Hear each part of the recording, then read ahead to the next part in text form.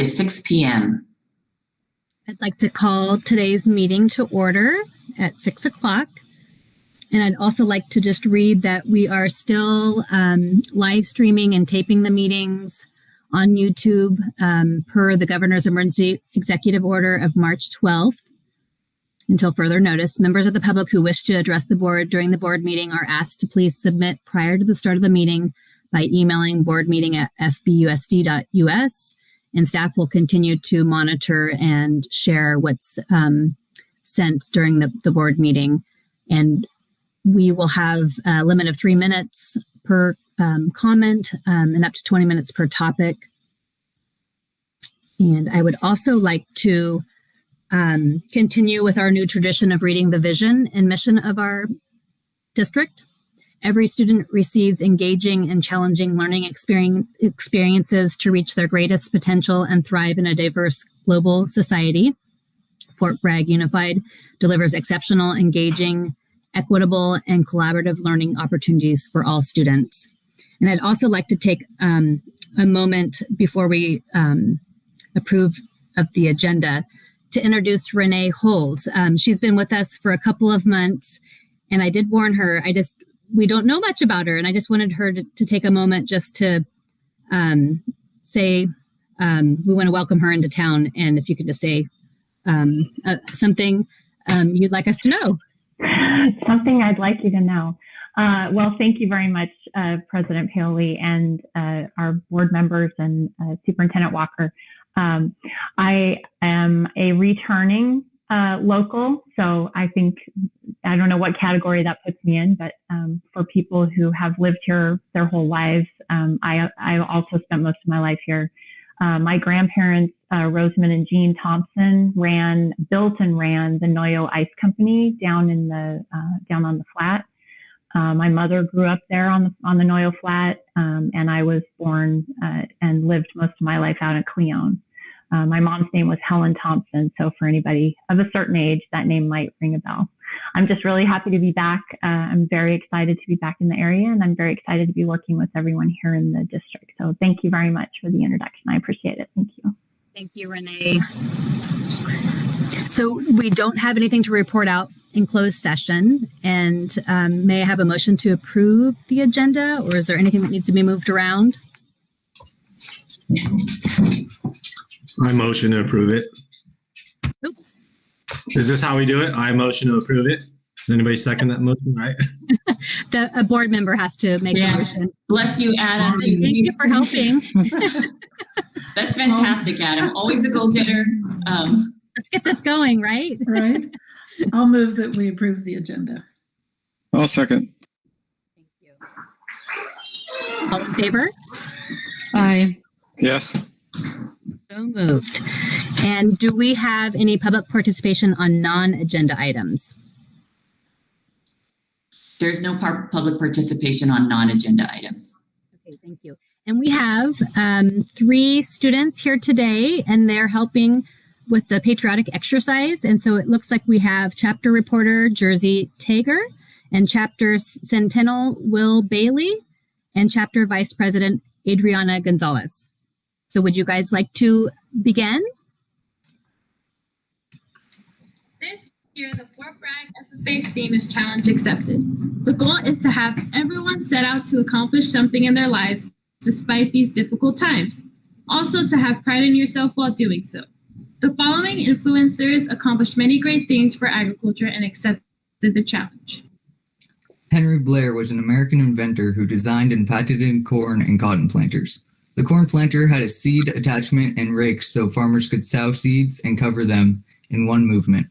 The horse-drawn cotton planter divided the soil and dropped seeds into rows, boosting efficiencies.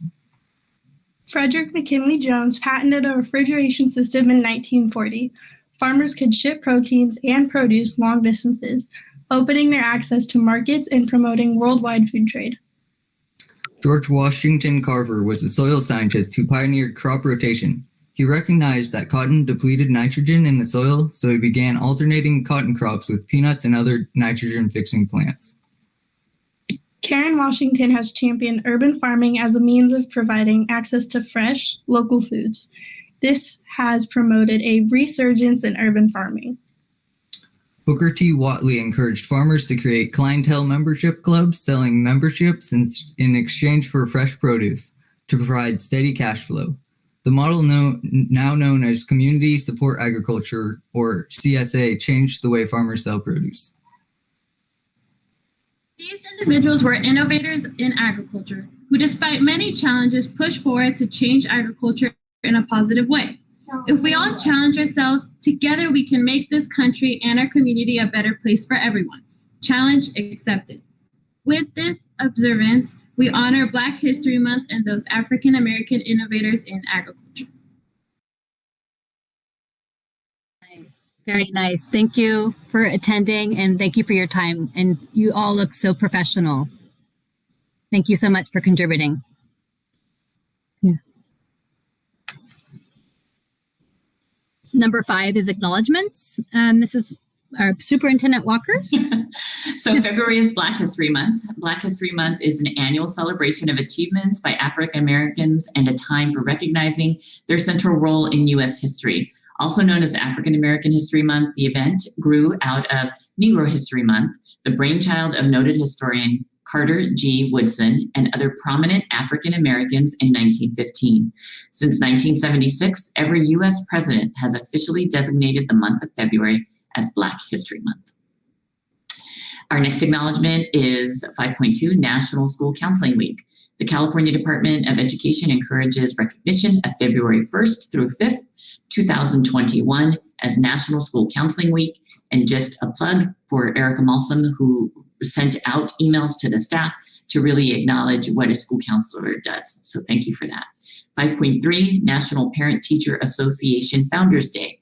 The California Department of Education encourages annual recognition of February 17th as National Parent Teacher Association Founders Day.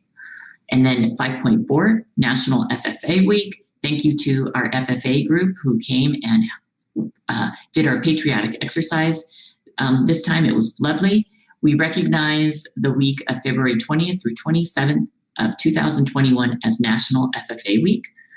And then we have some donations. Let me go.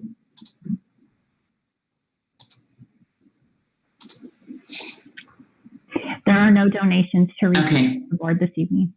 Thank you. Moving on to communications. Did anyone receive any communications by email or snail mail?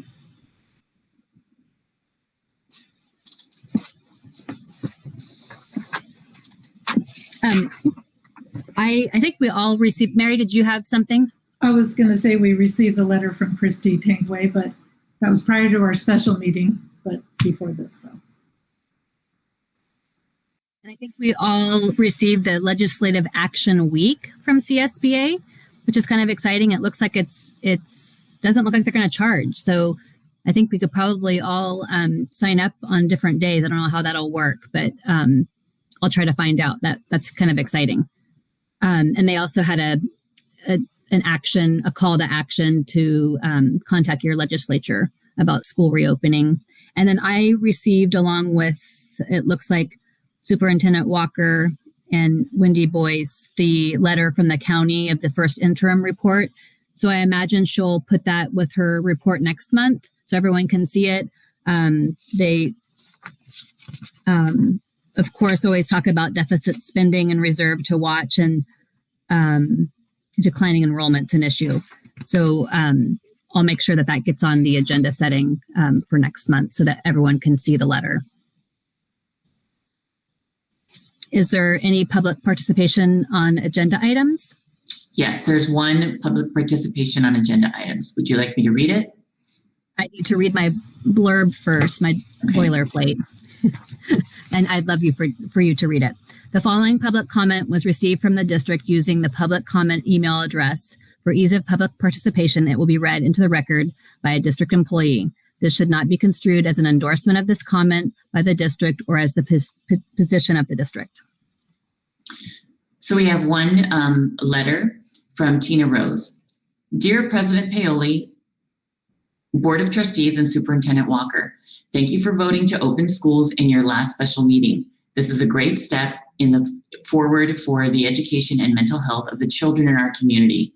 I have 2 high school children who need to get back to the classroom to the greatest extent possible. The hardship of distance learning is growing greater and greater with every passing week. I feel that the proposed return to the classroom for the high school needs to be sent back for a better proposal. The single room model is drastically changing the students. There is not another high school that is following this model. You must ask yourselves, why are we? I understand the need for cohorts. There is a way to allow the greatest in-person learning for secondary students in the hybrid model. I was able to locate on page 20 of the CDPH guidance a link to show what secondary education student cohorts can look like. Please see attached. And she provides the link to page 20 of the guidebook. Most notable from this link is, for example, a math, science, English, and history teacher might comprise a team with a set of students they share. If class sizes were 20, each student would spend time with only 19 other students all day. Each teacher would see all 4 groups, 80 students total, but would not see any other students in the school. When combined with block schedules that reduce the number of courses students take in any one semester, the number of teachers and students who interacted can be minimized. It must also be mentioned that the CDC came out today stating that any fully vaccinated person does not need to be quarantined after exposure to a COVID positive case. I respectfully request that the Board of Trustees addresses the plan being offered to your secondary students. Please request a revision on the proposed single room plan for the high school. The CDPH cohort examples cited and the newly released CDC information should be enough to garner a request for a revision of the MOU.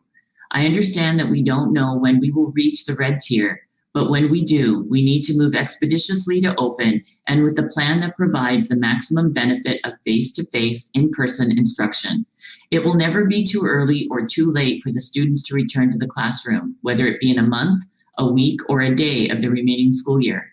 The schedule for secondary students must have the best interest for in-person education a priority. The schedule does not. Most sincerely, Tina Rose.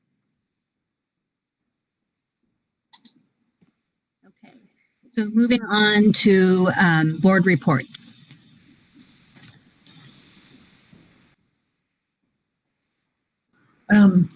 So I've gone to some webinars and read articles, but I really wanted to give a shout out to the counselors that, they gave their report back in, I think it was December, about some of the great things they're doing. So I really appreciate that. And I also wanted to, I'm attached to the middle school, and I don't know if everybody saw it, but Richard Becker's Student Council Leadership class created that really great welcome back video. It's on their homepage of the website. Anyway, it was really well done and fun to watch. So if you haven't seen it, I highly encourage you to go check it out.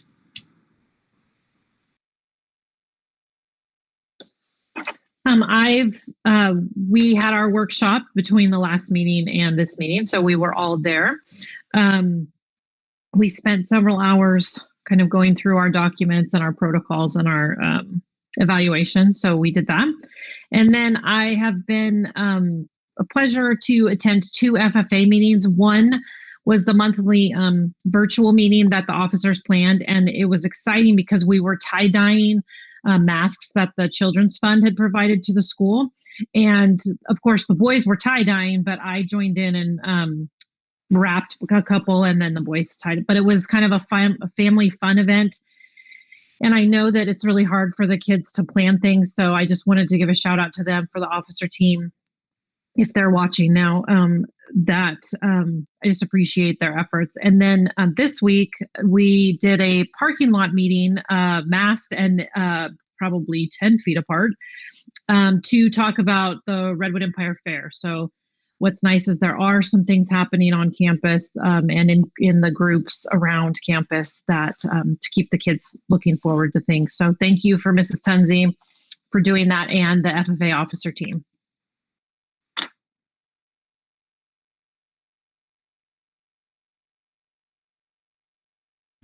I have nothing to report. I have been a slug this period.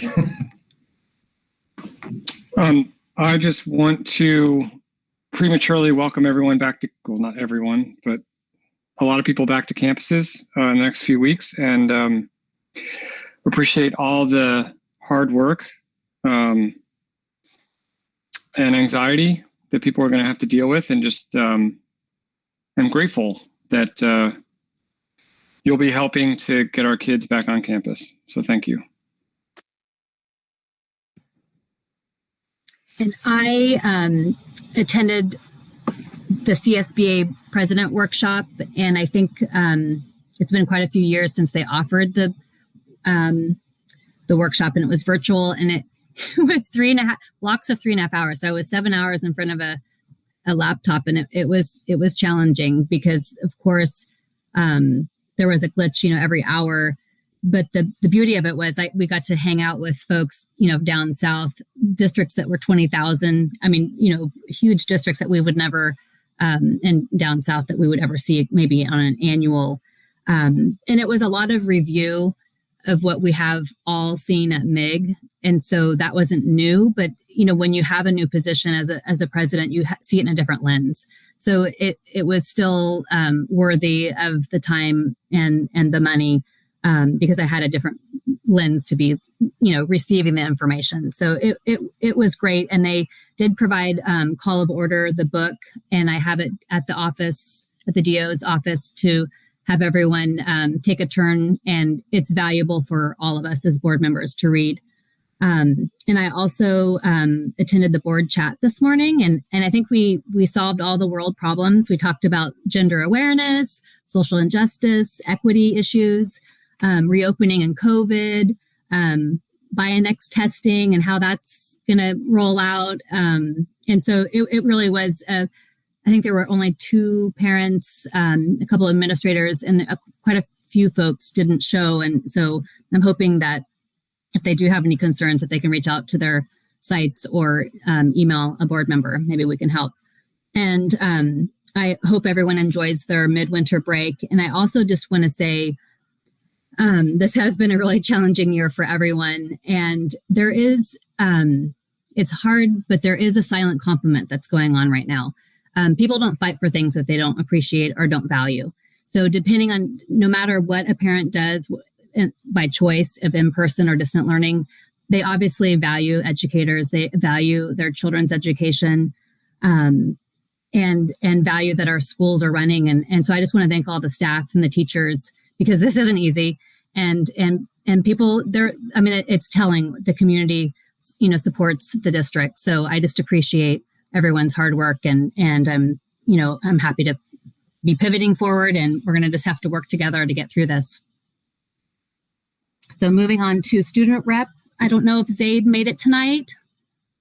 I don't see him, but I could be missing the. I didn't hear from him. So I'm sorry we missed Zaid. I'm hoping everything's, he's just working hard on homework. Superintendent Report 8.3. Okay, we are going to start off with Adam Kubo. Adam Kubo is our wonderful athletic director. He's here today. There's a CIF report in the board packet for your perusal.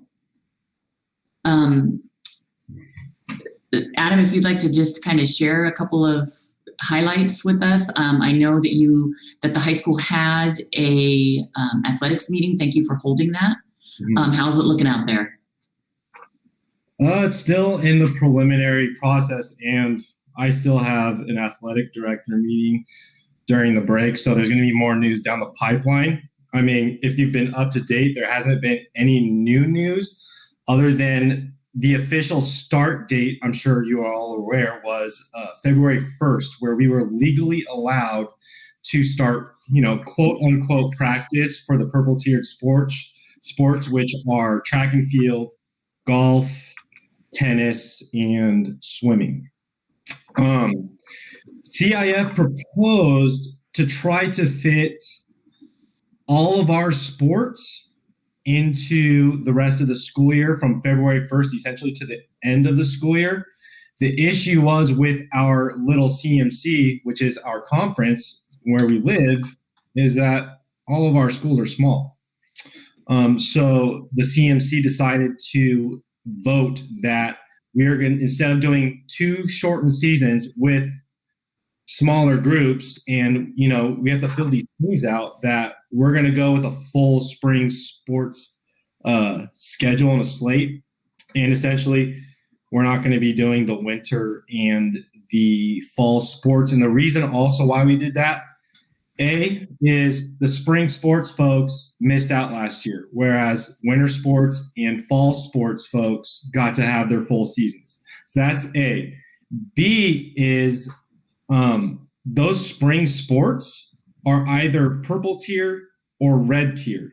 And we aren't by any means clear, or we can't look into the future of what's going to happen with these tiers, but based off the numbers and when the trajectory is made, we just decided to make the executive decision as a conference. It would be better for the student athletes, for the coaches, and essentially the community if we just go with that full spring slate like how we normally do when we begin in the middle of February and we start our practice. So it was going to be really tough to fit all those sports into 2 seasons of sport. Essentially, we'd be splitting the year in half from February 1st to whenever we get out June, not first week of June. But a lot of the other schools are getting out on Memorial Day. There's something else. I just lost my train of thought. What was something that was new? I don't know why I'm having this. This has been a long day. I'm sorry. What about the multiple sports? That was new. That was the thing. Thanks, Becky. So originally CIF rolled out this model that, and with a specific rule per CDPH's guidelines, that you are only allowed to be in 1 cohort. And that doesn't even mean inside of school sports. So this is youth sports as an entire umbrella, right?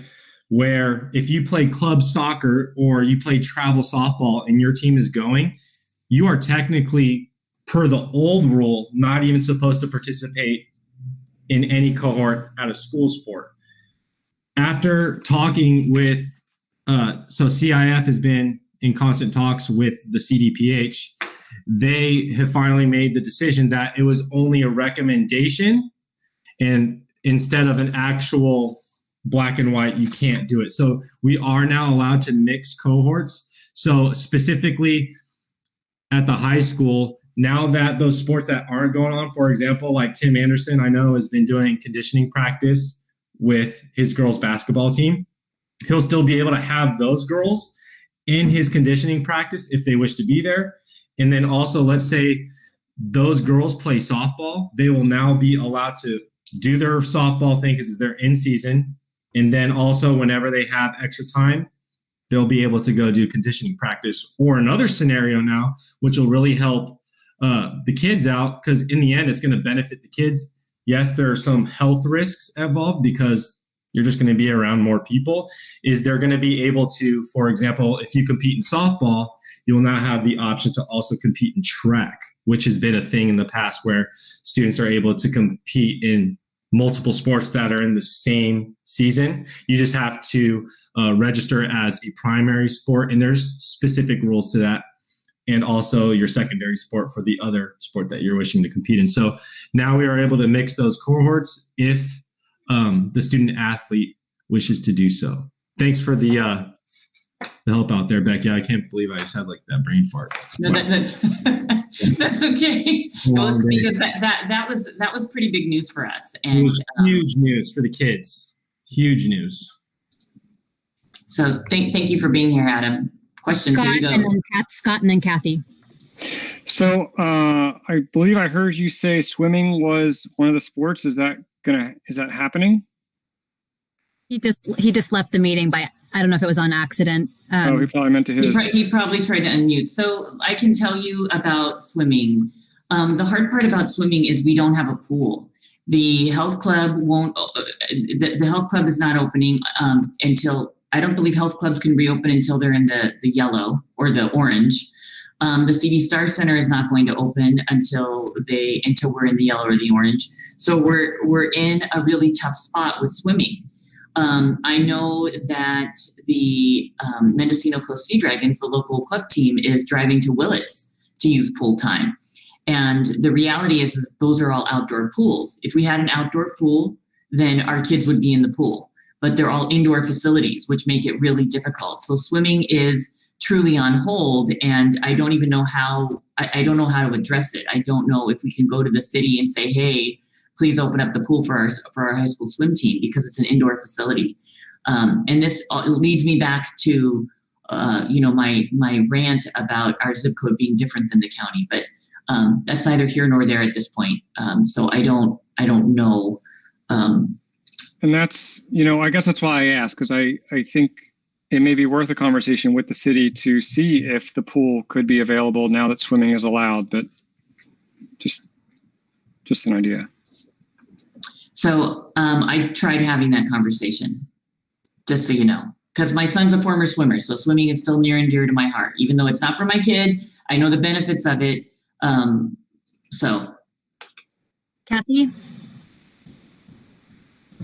Well, my question probably is for Adam. I can just call the school, but I was wondering what our timeline was, because I know I saw when I was up at the school the other night, I saw some kids in softball uniforms or practice gear, but and I didn't attend the meeting, but I didn't know where we were on, when our seasons were going to run on those sports. But I'll just contact Adam at school. Okay, I asked Adam if he can jump back in. We'll see if he jumps back in.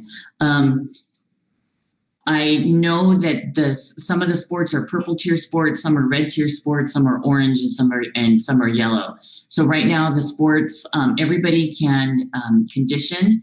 So we're trying to keep all of our facilities really pristine for that. So the gym is always a hot commodity.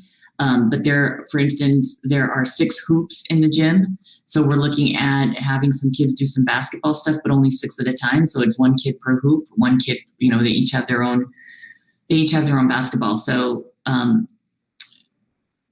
don't know if Adam's going to be able to jump back in or not. Well, I was more interested in there he is, but the sports that were actually going to happen, because basketball is not that's conditioning or whatever, but I meant these spring sports. Ask.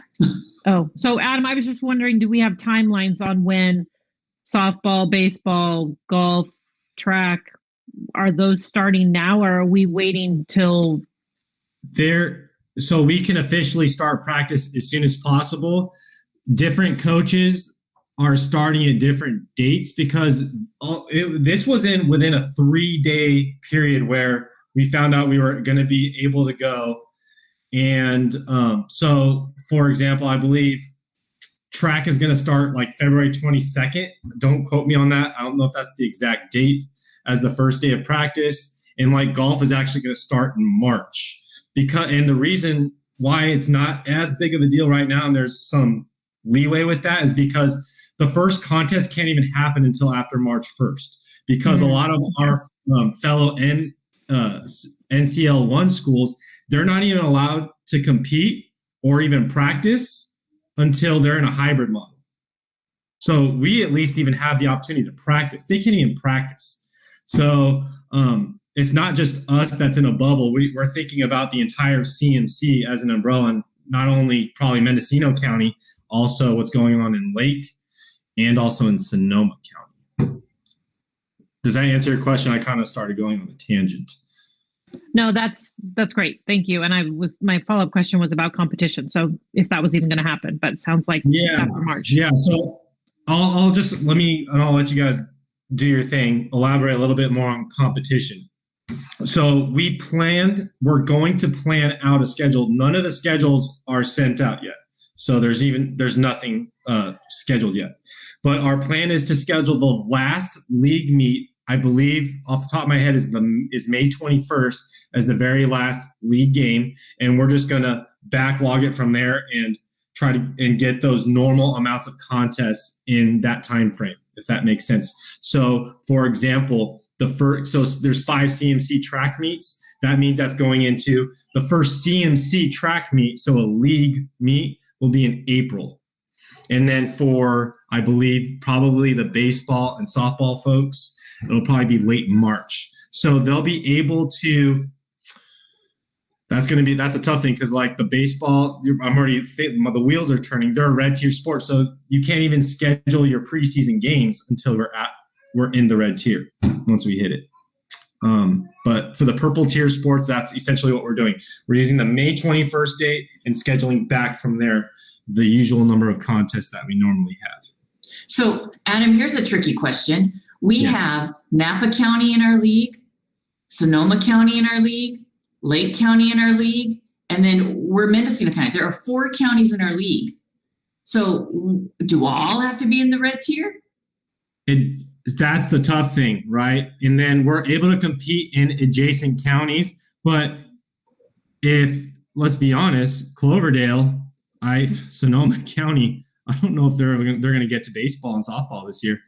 They might not. And then Napa County, so St. Helena is the only school in Napa County, but their issue is they're not doing transportation at all. It's all going to be on the parents' shoulders, which they might be able to, do that.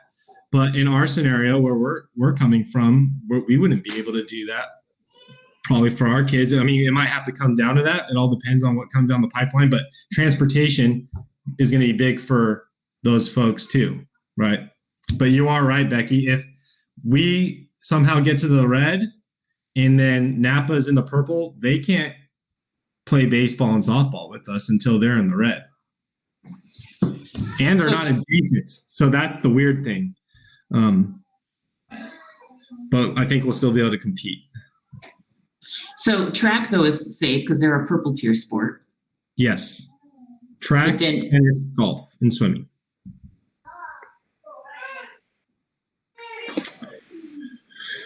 Are we providing transportation to meets, or is it going to lie on the parents? We're not there yet. Okay. So not there yet. What we're looking at is we're going to have to figure that out because we can provide transportation, but the CDC guidelines for using our school buses is pretty strict. It's every other seat. Well, not every other seat. It's one person per row, every other location. So window, aisle, window, aisle, window, aisle, window, aisle, right? And so that zigzag kind of thing is what Adam was doing. And so by that, we could fit maybe 28 kids on the bus. When you have the track team, what was the track team at before we closed last year? 108? It was high. It's impressive. Tara does a great job. She gets those kids going. So if we have if we have 100 track kids, do we have 4 buses to take the track kids out to a meet? That might be a little tricky, especially if it's during the school day and we have to take kids home. That's where it gets tricky. So we don't know what we're going to do for transportation right now. But more importantly, we want to get kids out in the fresh air. We want them to be out on the field.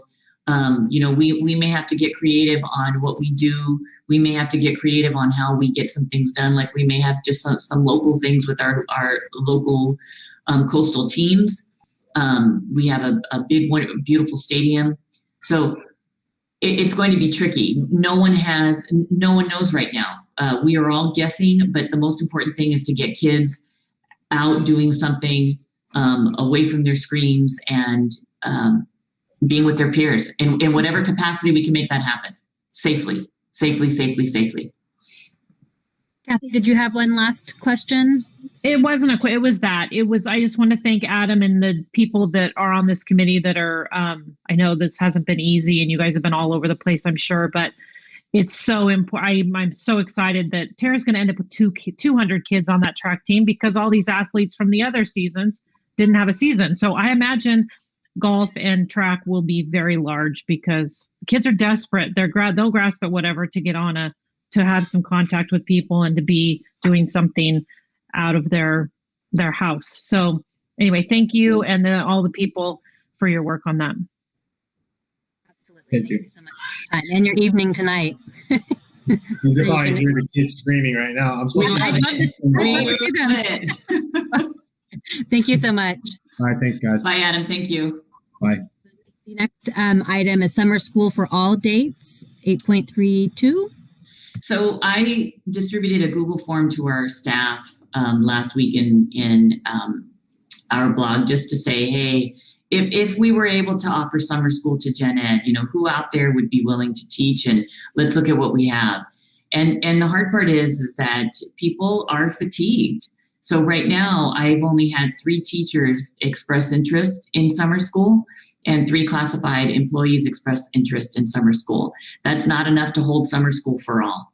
And we're going to have to play summer school by ear. What I would love to do is I would love to offer little 2-week sessions of summer school in person so kids can come 5 days a week to try and give a little boost. I don't know if 2 weeks is enough though. I don't know if we're going to be able to pull this off. I don't know. So I'm bringing this up to you because we've been talking about it. It's something we would like to do. We're going to have to explore it a little bit more. Right now, the initial interest is not enthusiastically embraced. So, and I can't even blame people. I cannot even blame people. So in any case, just know that we are still going to give a good old home team effort. But I fear right now that we may not have the staff to pull it off. So questions? That sounds like that's happening across the state. It's difficult to take away a summer when you've been doing something so different from your normal day. Do you believe the need for summer school will be higher this year because of what's happened in the school year? And if so, do we have any solutions to get staff to? We're going to have to be creative. And like I said, it might be just a little small pockets. So we will explore several different options and we'll do our best. And again, folks are fatigued and the question will come up, is it more important to make sure that we're ready and fully replenished for August? And that's a legitimate question. It's a legitimate question. So we will look into it a little bit more, see what kind of tricks we can pull out of the hat and see what we can organize and bring together. And we'll do our very best. But I have no answers for you now. The solutions are not looking good. But creativity is what we like to do best. So hopefully I'll have more news for you within the coming months. And the next item is 8.33 preliminary enrollment projections. So I'm going to share my screen with you so you can see some numbers that from this year. So if you could give me a thumbs up when you see this. Excellent. Okay, so we have these special days in the school system, and it's Seabed's Day, it's Enrollment Day, and it's in October.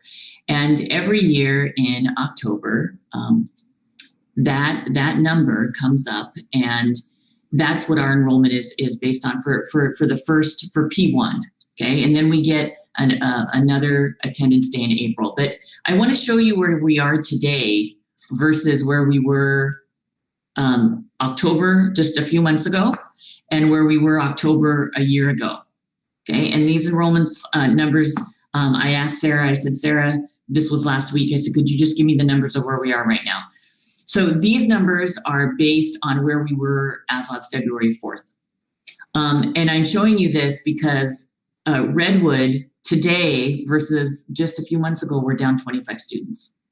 And this is just enrollment numbers. Okay, Dana Gray today versus where we were in October is 12. And so these are all negative signs. So I'm just telling you this on purpose because we're down. And so you can see that from a year ago, we're seeing big declines in enrollment numbers, not ADA. Please hear me loud and clear. This is not ADA. This is enrollment numbers, actual kids on our books. Okay. And then here's what's frightening. This is the total. This is where we're at right now, okay? That we have almost 200, we are almost, and again, enrollment, not ADA. And let me just be really clear on the difference here. ADA is average daily attendance. That is different from enrollment. Our enrollment is always higher than our average daily attendance. And I'm showing you these numbers right out of Aries, not to cause alarm, but we have to be forward thinking on how we're going to fix this. I had made the comment to you months ago that we were down about 125 kids. These enrollment numbers are our enrollment numbers versus where we were in October of 2019. Okay, will it get better? I'm going to say if we get kids back into our hallways and back into our classrooms, I really do think that's going to get better. I think this decline that we have from today versus October was really about parents looking at different options and people moving out of the zip code. So this is something that we need to look at as a board, because as we plan the budget moving forward, we're going to be okay for 1 year because we're held harmless for 1 year. But if all this continues, we will be falling off the cliff at some point. The original projection of being $1 million down or $1.5 million down, if this number were to hold true, it's over 2 million. So I just need to bring this to your attention because it's something that we have to consider. I don't like crying wolf. I don't like crying that the sky is falling. I'm not doing any of that. These are real numbers out of Aries on our current enrollment. So what's the projection? I project, right, my crystal ball that has not worked to this entire year, but we are projecting that it won't be as bad as a drop of 193 in enrollment. We're really hoping that we can keep that we're going to get many of our kiddos back. However, hope is not a really good strategy. So as we move into building the budget and creating our LCAP and really looking at the big picture, we are going to be monitoring these numbers closely. The difficulty is that I can't even say, let's do an early enrollment, an early registration for kindergarten, because most of our incoming kindergarten parents want to know, will my kid be in class? And I can say, well, we're opening. Well, will my kid be in class for 5 days a week in August? I don't have the answer to that. And it's a legitimate question. I know that if I had a kindergartner or a TKer, I would want to know, are we in? Are we out? What are we doing? So the hard part is that, again, my crystal ball has been inconsistently awful, and I cannot predict the future. But these numbers are the numbers that we hold right now. Mary. Sorry. I had a question about the Redwood numbers. I was just reading an article today about that kindergarten across the board is the enrollment's way low, that parents, it's not mandatory. Parents, a lot of them decided, forget it. And so it says that first grade could look quite different in terms of curriculum because the kids haven't had that preparation. Mm-hmm. And then I'm thinking that even the kindergartners that did attend, they're attending at home. So they haven't had that socialization and learning to follow, the rules at the school as opposed to in the classroom. So I'm just wondering how many of those were kindergartners, or do we know offhand? Let's see. In kindergarten, our current enrollment is 107.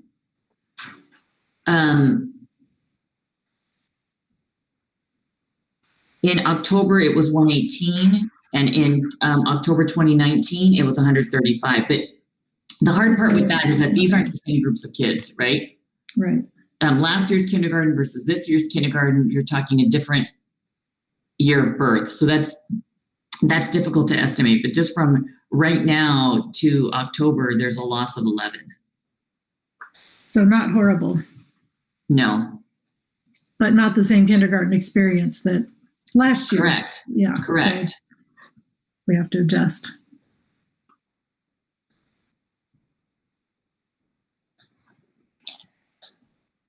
Okay, any other questions? Otherwise, we'll move on to 8.4, which is in-person board meetings and in-person public comment for discussion. So I called public health and I tried to get a hold of them. It's been really busy getting hold of anyone because everybody is swamped. So we put this in the agenda, and I was able to talk to Lisa Frederickson very quickly and said, look, a lot of people are doing this. We've got lots of boards who have like 1 or 2 people in a room, and then people can come in one at a time and say their public comment and then leave.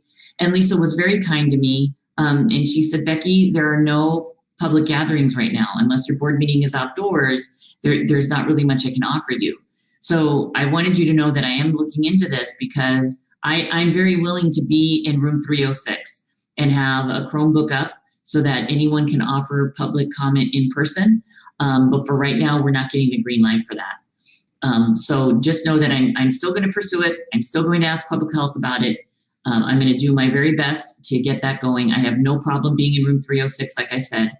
I'll be fully masked and take part in the board meeting. But for right now, we just can't do it. Thank you for looking into that, because I know the public, I don't know what the capability is on the Google Meet, because other people that, can actually speak at a meeting. And I think that's the disadvantage. There was some input from public that they, would rather read their own letter. But it would be great for them to be able to give their input in person or somehow figure out another way. So the next item on the agenda is CSEA report. Do we have any report to be read or any visitors? No.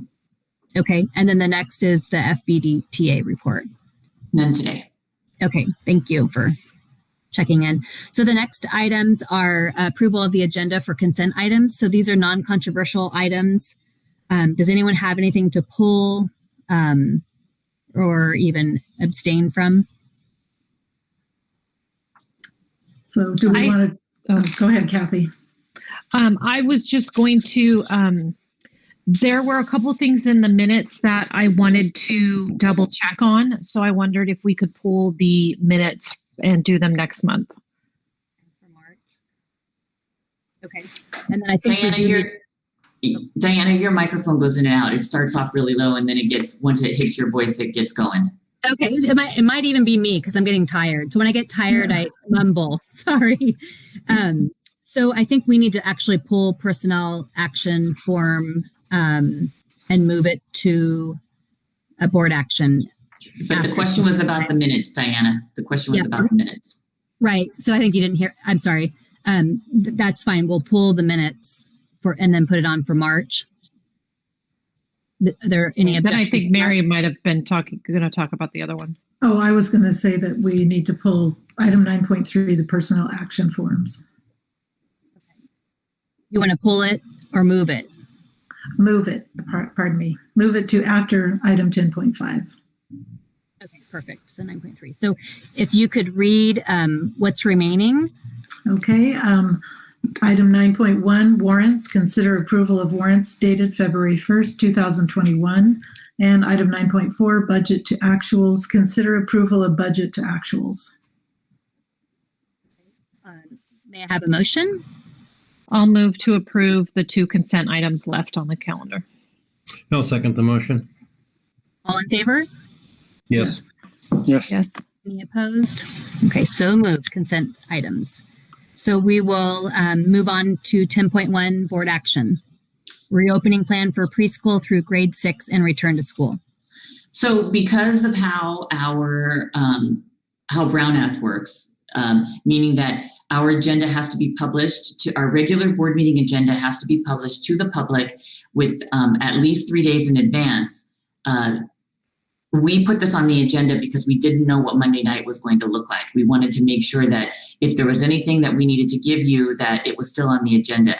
And then we knew Monday night you had all voted. So then you're thinking, well, then why didn't we pull it on Tuesday? But the agenda had to be posted Monday by 5 p.m. Does that make sense? So we didn't know what Monday was going to hold.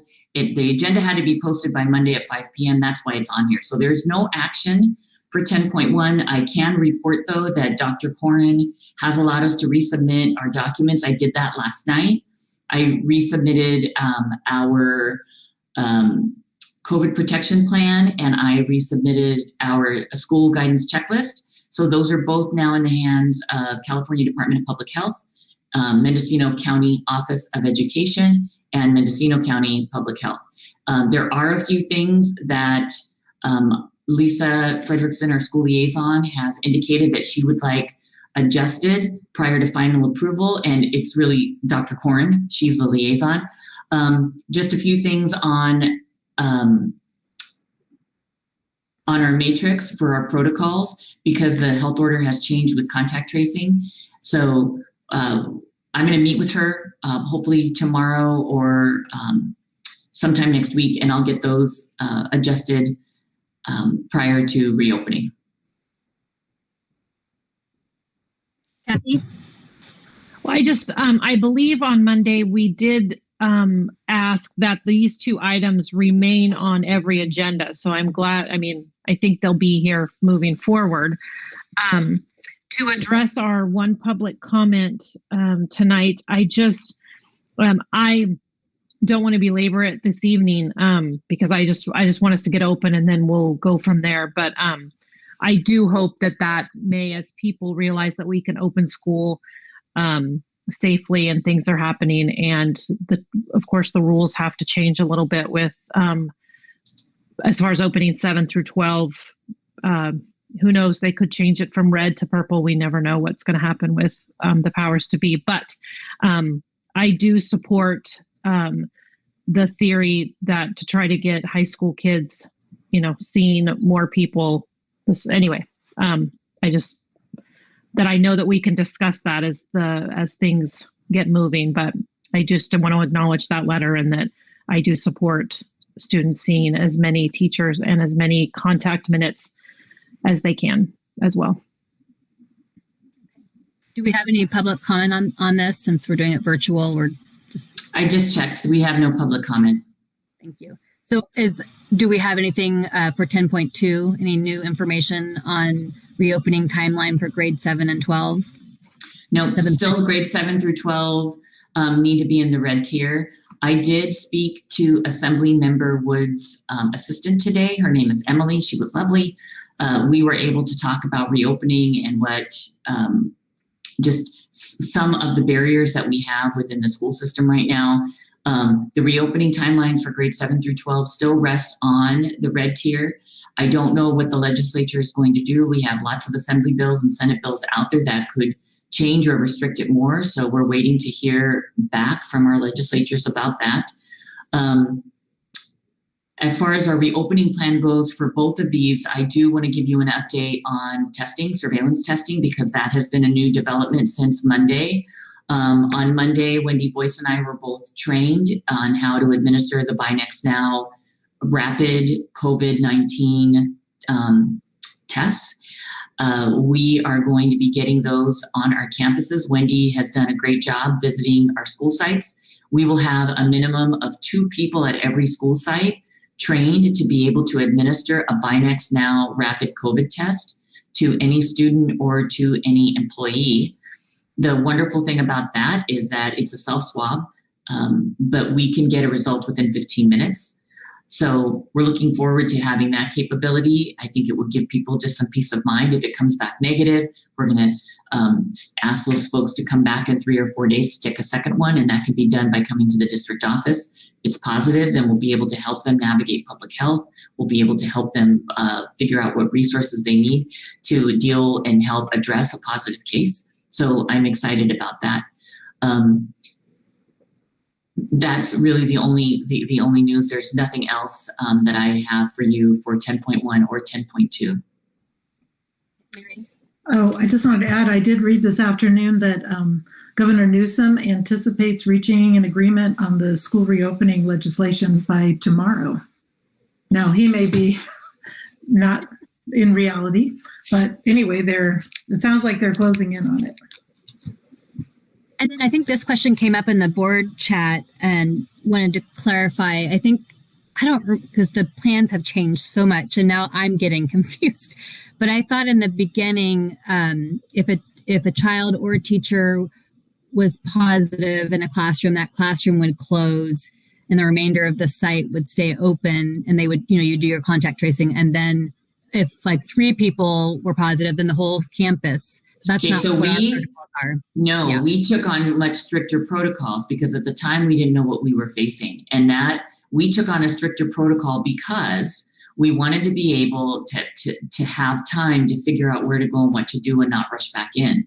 We also decided to shut down the entire district because we're a small town, right? You have one person who has it.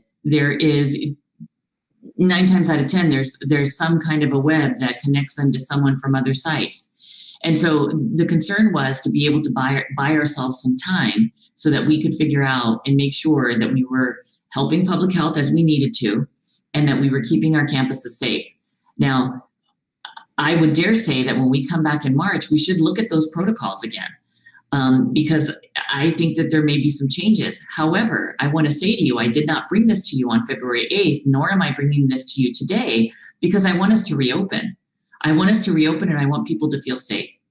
With a stricter protocol in line, it gives us the ability still to have some time. And so right now, the way our hybrid system is working, if the kiddo was on campus on an A day, then we shut down for the rest of the week, or, we can clean on that Wednesday and those kids can shut down for the rest of the week, which they're doing already. But let's look at this at March. Let's get us open. Let's see how this works. And then let's come back and look at the protocols, because I already know we need to change scenario number 4 and potentially number 3. Yes, Scott. Sorry. So can you just clarify, what would it take for the district to close? 1 positive case on campus? If that person were on campus while infected.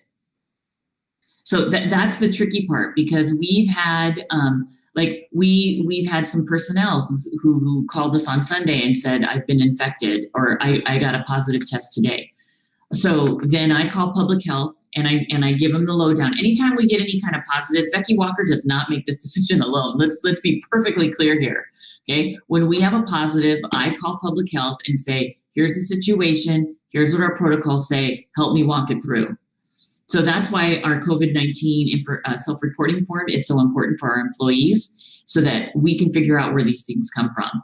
And so I get the call, I look at the report, or someone calls me and says, hey, Becky, we've got a kiddo, we've got a staff member. Okay, I get the details from that. I call public health, and then we figure out from our protocols, what do we do? So for instance, when we had the staff member who tested positive, I called public health and said, should I shut down the school? And they said, was the staff member fully masked? Yes. Was the staff member on campus Friday? Yes. Was the staff member within 6 feet of anybody? No. Was the staff member unmasked at their desk? Yes. Was the staff member within 6 feet of anybody? No. We went through all of these questions, and they, at the end of it, they said, okay, well, that's not technically an exposure. You're fine. If anybody wants to be tested, offer them testing. And we did. Everyone was negative. The employee came back in 2 weeks. Great. Thank you. I agree with Kathy. And I think we agreed on Monday that these would be good items to come back every month. So if there aren't any, Scott, you have another question? I just want to echo, I was waiting for 10.2 to make echo Kathy's comment on the letter we received. I really would encourage, I know the high schools had conversations ad nauseum about opening and how to best do it, but as new rules come out, as new research comes out, I would encourage the administration to continue to have those conversations and really get kids there as much as possible as it moves forward. So I think these are conversations that we'll continue to have. I'm hoping. Thank you. So 10.3 is Chromebook filter classroom management software provider, Lightspeed. So we were under the impression that our Google filter and what we had through the county was filtering everything like we needed to. And we discovered it was not as strong as we had hoped. So we looked at vendors to provide us that layer of security that we believe is necessary to keep our kids safe. And so we found Lightspeed. We implemented Lightspeed to see how it works and if this is something we want to do. Ari worked religiously to meet with other vendors to see if it, what we wanted, what the products do. The reality is we need this for our student safety. We need this for our staff. It is a 5-year contract that we're putting before you. No money has been exchanged. You have the opportunity here to ask me questions on it. And If you approve it, then we are going to keep it and move it forward. And if you don't approve it, then we are going to have to start over, which we can do, or look at other vendors. We specifically looked at a 5-year contract because it brought the price down. So I know it looks like a lot. Yeah, that was my first, is that it's super expensive, and it probably was a cost, improve the cost of the contract. And it looks like, I appreciate you saying that other districts use it. And I was just concerned with the length of it, and it probably is too cost prohibitive to have it less, because it's probably, I don't know if it's COVID money. But once kids are on campus, I think that it's harder for them to get outside of the Google. And so it's more about, while we're distant learning, so it seems appropriate for the funds if it is COVID money. But I just thought, I'm hoping we're not distant learning in 5 years. No, but this is necessary whether we're distance or not. I was going to say that having taught at the high school, kids, they know their way around getting around things like that. And so this kind of thing will be a good thing to have in place. And I wish we had it back in August, and we thought we were doing the right thing. We thought we had it covered. So when you learn that you don't, then you got to fix it. And that's what we're doing. We're fixing it. So are we doing either or this is an accumulation of these two proposals put together?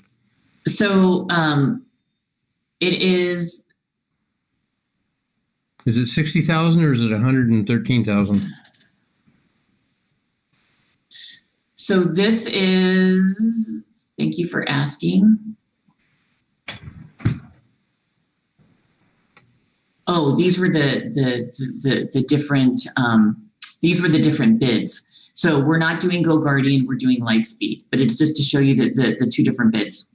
So I apologize for that. So Lightspeed is the one for $53,000 that we are proposing. So it's $10,000 a year. It's yes, essentially, yes. Thank you. Are we, the quantity, are we tied into that for 5 years, the 1,800? Yes. Okay. And I know you're thinking, well, our enrollment's down. Well, here's the double-edged sword, right? In order to get a 5-year agreement, you have to stick with you have to stick with the number. And if we go 2 under, then the price of adding more on, it negates any discount. That was actually I was worried about if we had to do more than 1,800. Like, is there a sale price per quantity above 1,800 that we have in the contract, or could we? We could do more. I don't know if we need to do more, to be quite honest with you. I think 1,800 is 1,800 devices. And when we're on campus, it's a little bit different, but it's 1,800 student devices. So I'm not worried about the 1,800. Like we talked about 1,800 on purpose, knowing that we were down in enrollment, hoping that we were going to get 100 kids back. But I think this is our best, our best path right now. So this is just for student equipment. So there's a whole package. There's the teacher package, so teachers are able to see their kids' screens when during class time. It has an artificial intelligence so that it can monitor anything that comes up as kind of alarming talk and chat. So it's to keep our kids safe, and then the main thing, to be honest with you folks, it blocks those those inappropriate websites. Our kids can't get to it. Any other questions before I ask if there's any public comment?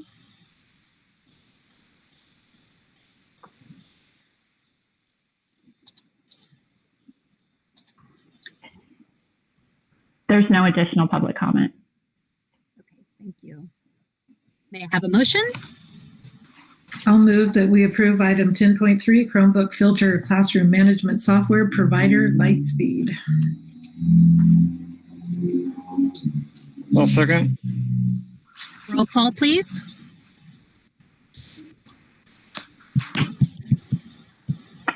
Trustee Makala? Yes.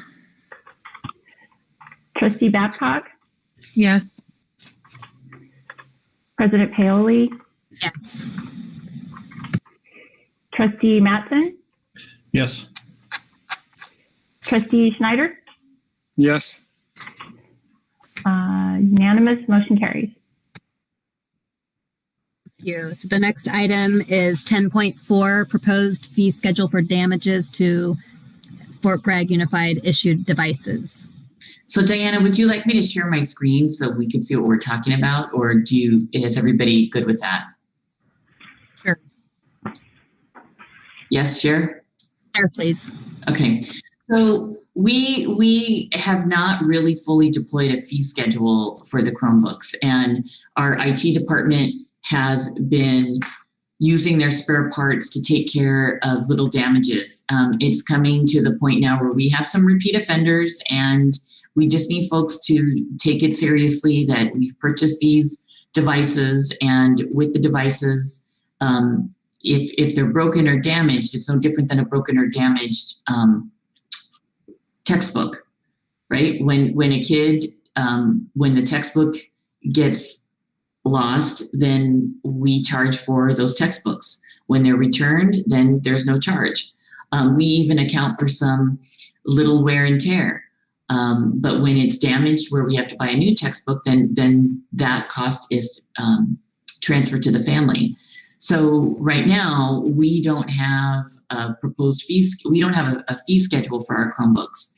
And it's to the point where we are now buying replacement parts to mitigate the repairs that are needed. So this came right from Ari Rule, and this is how he's looking at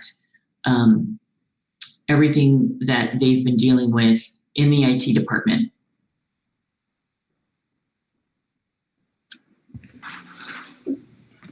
Scott and Jerry next, and Mary. So generally my experience with fee schedules is it covers not only the cost, but the time, the staff time it takes to do these things. Do you feel like these prices I think this is more than fair. I think this is more than fair. Okay. We're not trying to gouge our families. Please hear that loud and clear. Sorry, Jerry. And I assume there's somebody making a discretionary call on whether this is normal wear and tear or abuse of the equipment. Mary? I was just going to ask the same thing as Scott, if that was labor and materials, or, but yes. Okay, thanks. And with the Chromebook, normal wear and tear is difficult to see because they're pretty rock solid devices. You know, if the Chromebook got dropped and we lost a key, you know, we replace a key. That's super minor. When you have a pen hole in the screen, that's not normal wear and tear. And those are some of the things that the IT department has had to fix. Completely replacing the screen because there's a pen hole in the screen, or replacing the camera because there was a pen hole in the camera. And it's not everybody, right? It's just, one or two, and we just need to make sure that those one or two that we cover it, and we can't really charge for anything unless you approve the schedule to charge. And then my only question, because I have a Chromebook that I bought from Costco and the mouse accepts, so clearly the tech folks can still troubleshoot and just see if it just needs a little reboot, or there's enough Chromebooks to get passed around, we're not just replacing keypads because they say it's, or that I want to bring mine to the tech. We're not doing that either. No. And let me just say that. Yeah. Our tech department, unfortunately, is not a parent helpline.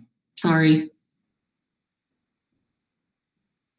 Any public comment before? Oh, Kathy? I just, how has the staff discussed how this is going to be disseminated out? Because we should have done this before the Chromebooks were checked out, of course, but now here we are. So are we going to send out through Parent Square? How is this going to be communicated to the families that do have devices? So how we're going to do this is we're going to be, this is going to be with the first day of school. It's going to get rolled out with when we talk about Chromebooks and using them judiciously in our classes. For right now, the principals will be rolling this out when we come back to school before the kiddos come back. So we'll be sending it home in a flyer. We'll be sending it home in a parent square so that our families know. So this isn't being implemented now? It is going to be implemented now. We're going to do a better job of doing it in the fall. When the kiddos come back on February 22nd, our preschool kinder, our first group versus our second group on March 1st, we'll take care of K-6 by March 1st. And then the high school will be rolled out into a parent square message of some sort. Any public comment? I forgot I was sharing my screen. I went back to public comment. There's no public comment, but you did see my screen at one point. It was empty. May I have a motion? I'll move that we approve. Oh, sorry, go ahead. No, you go ahead. Okay, I'll move we approve proposed fee schedule for damages to the FPUSD issued devices. A second. Roll call, please. Trustee Mattson, Yes. Trustee Makala, Yes. Trustee Snyder, Yes. Trustee Babcock, yes. and President Paoli. Yes. Votes unanimous, motion carries. The next item is 10.5, public employee employment appointment. So we have some leave of absence requests from 3 employees. There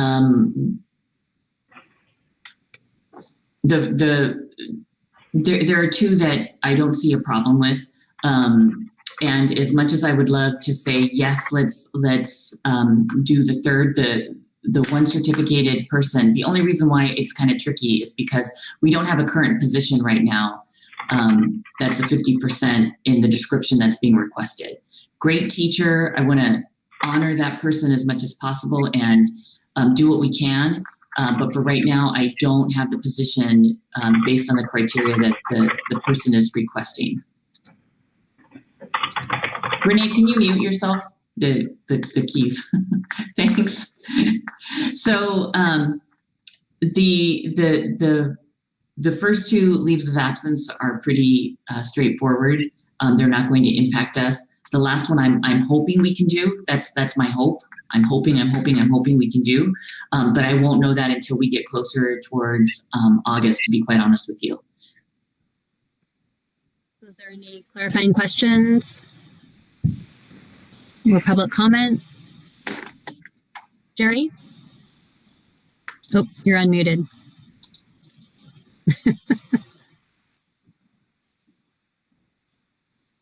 With hearing none, may I have a motion?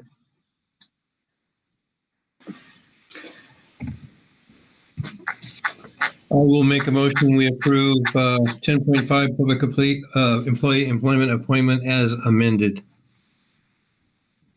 What's the amendment so we can be clear? So we'd like to.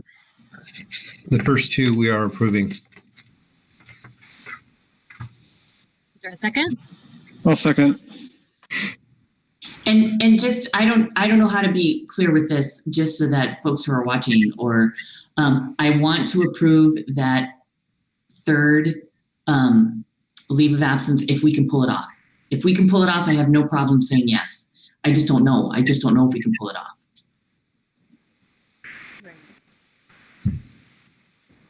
So roll call. Trustee Snyder, Yes. Trustee Babcock, Yes. Trustee Makala, Yes. Trustee Mattson, Yes. President Paoli. Yes. All unanimous, motion carries as amended. Thank you. So 9.3 was pulled out of consent, and that's the personnel action form. So I believe it just needs a motion with the amendment to reflect the position. And I'm assuming there's no public comment, but. So I move to approve. Oh, am I good? I move to approve the personnel action form as presented, minus the one certificated leave that we're removing. I'll Do you think that's right? Roll call. Okay. Trustee Mackler, Yes. Trustee Babcock, Yes. President Paoli, Yes. Trustee Mattson, Yes. Trustee Schneider. Yes. Unanimous vote, the motion carries. Okay, so the next item on our agenda is the governance handbook, information and discussion. So this was before us at our retreat last month, and some revisions were agreed upon during our retreat. And so I, on my own, tried to, hopefully I've replicated what the needs were, and I put them in, I highlighted them in like a goldenrod color. So I don't know if anyone's had a chance to review, if there needs to be any revisions, or if no one's reviewed it, we could put it on for next month. There's no urgency on this. I had one thing that I think we need to be consistent, and it's a small little thing, but at the beginning with our names, we should be consistent in all of our documents and forms. So whatever it is, by seniority, by alphabet, by whatever, first names, last names, it doesn't matter, but I just think it needs to be consistent on everything. That was my only comment. And I think on my letterhead, Mary, I have you all alphabetized, and I see that Diana is out of the alphabet here. So am I. And so are you. Yeah. Yeah, we could figure that out somehow. But I also know that there's a bunch of font and maybe different point size and different bullets. And I know that hadn't been addressed in this version. So we were just looking at text, the actual additions, which I guess I could go over. We just, let's see. So the first change only on page 6. I'm having a mouse issue, sorry. I think I need to get an external mouse. I think we added the virtual meeting expectations, which we didn't really discuss at the board retreat, but we discussed at another board meeting. So we can totally delete that if no one wants to have that in there. But it was something in the beginning, maybe it won't be necessary to keep. And then I put in CSBA has that. I think we ought to follow it. And then there was board training, just saying if it was fiscally possible. If you were a new board member, you wouldn't even know what you could, attend to train. And that's been important to this board. And then I think I added, which I really like, input on the organizational meeting to have it on the agenda in November prior to the meeting, so that we could discuss positions and what the duties were and kind of what our workloads. Most of us have day jobs and other obligations. So sometimes, in the new year, you just may not be able to bite off that position. So it's good to talk about it ahead before, at the day of. And then I added that mid-year evaluation for the superintendent would be, it's normally in January and annually in or about June.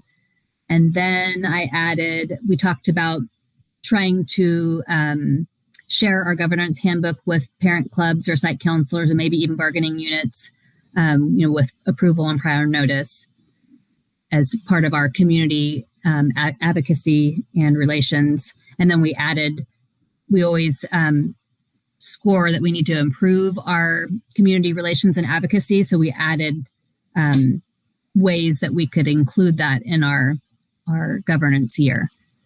And I believe that's all the new text additions, but I'd like to be able to format, like you're saying, Mary, to have that all consistent.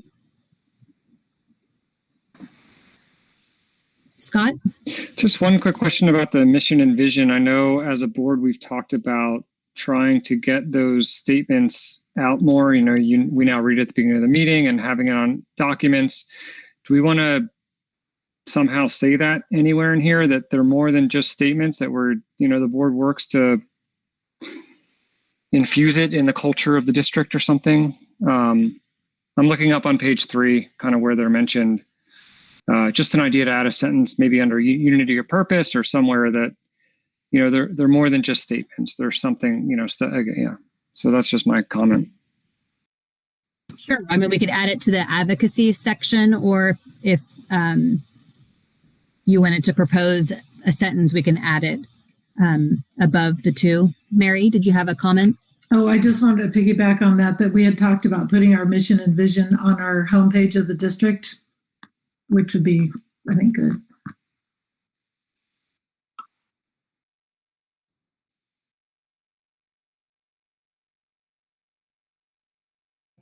So are we prepared to have this on next as an action so that we can get this on the actual governance handbooks? I think we have an old version on the web page now. Do we want to have this on March for a formal approval and signature, or do we want to review it again? I don't know if everyone had a chance to approve it. I'll take a stab at adding a sentence in there that you can highlight so people can either like or not like, but I'm fine taking action in March.